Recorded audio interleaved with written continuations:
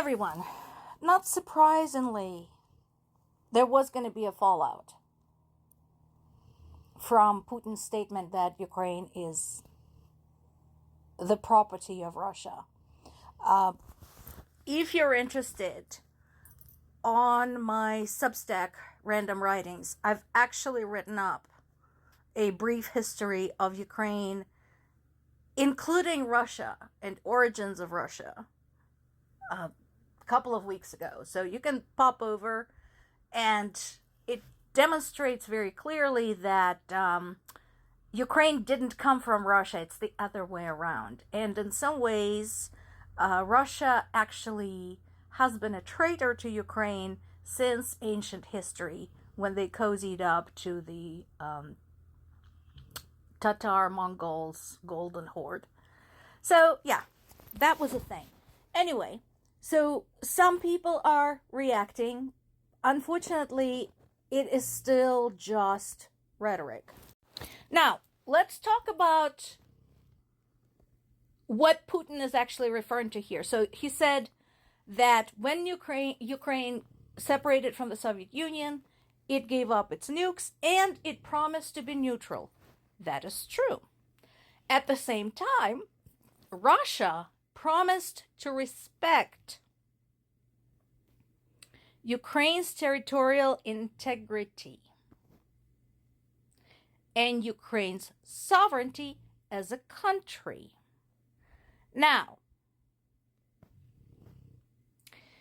during the next 20 years, Russia proceeded to infiltrate Ukraine's elections, establish pro-Russian leaders, meddle in Ukraine's trade deals.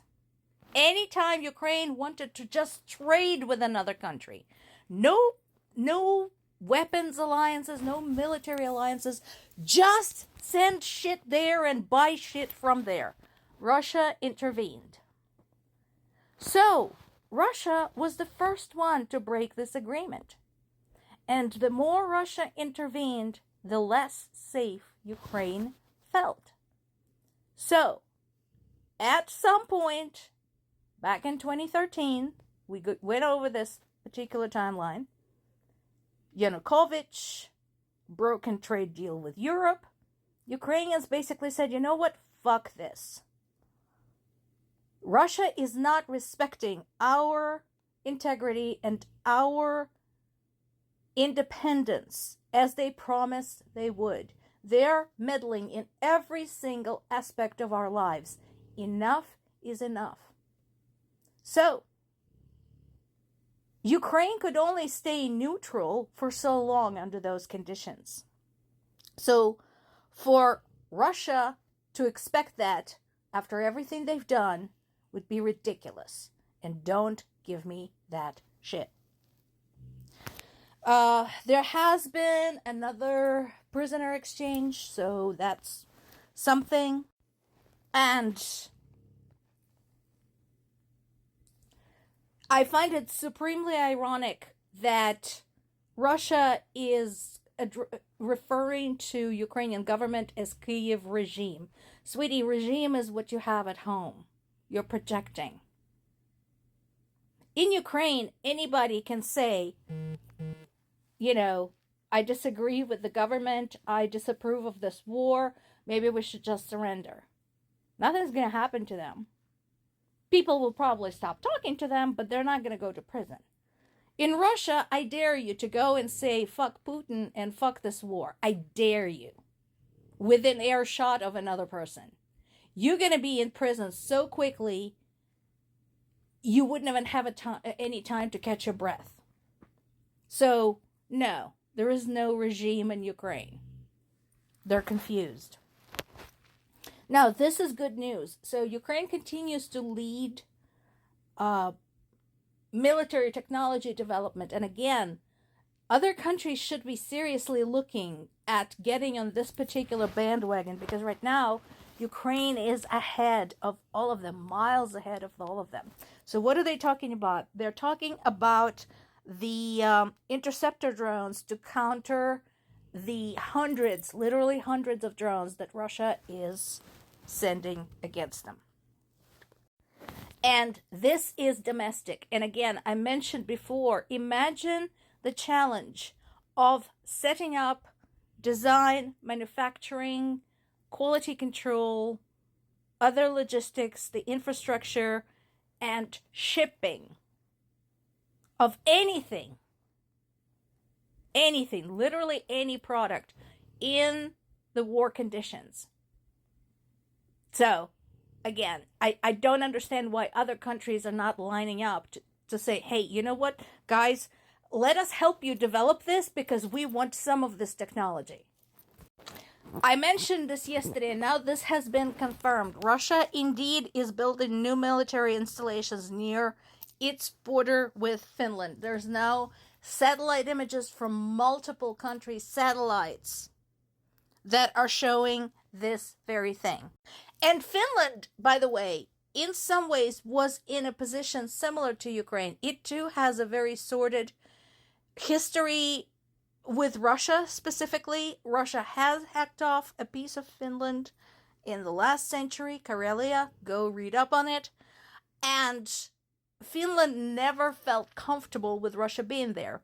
For the longest time, Finland maintained neutrality too. Then they saw what Russia did with Ukraine and went and joined NATO in March 2024. I mean, obviously they would have had start the process earlier. That's just how long it took. So that is very, very similar to what happened in Ukraine. And now, with these new military installations being built, Finland can say, yep, told you so. Thank goodness we were able to join NATO. So what is going on there? What do we know? Russia has multiple sort of makeshift military bases all over. This is different. This is not makeshift. This is why military experts are concerned, because this looks like a permanent installation.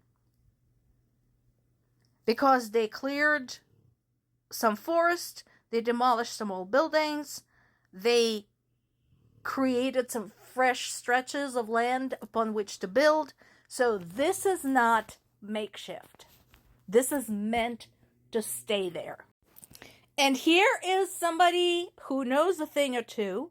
This is Marko Eklund, a retired Finnish military intelligence major with over 20 years of experience specifically monitoring Russian military, who said if the sole purpose was to send the troops to Ukraine, there would be no need for such infrastructure there, meaning next to the Finnish border.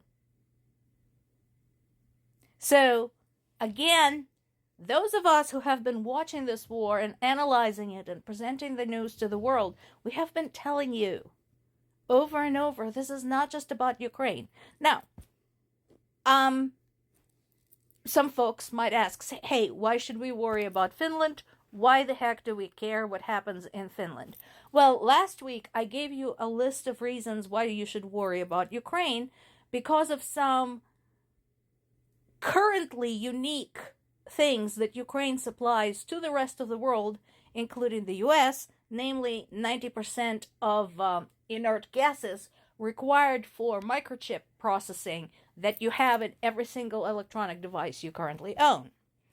Let's look at Finland. This is what Finland supplies to you.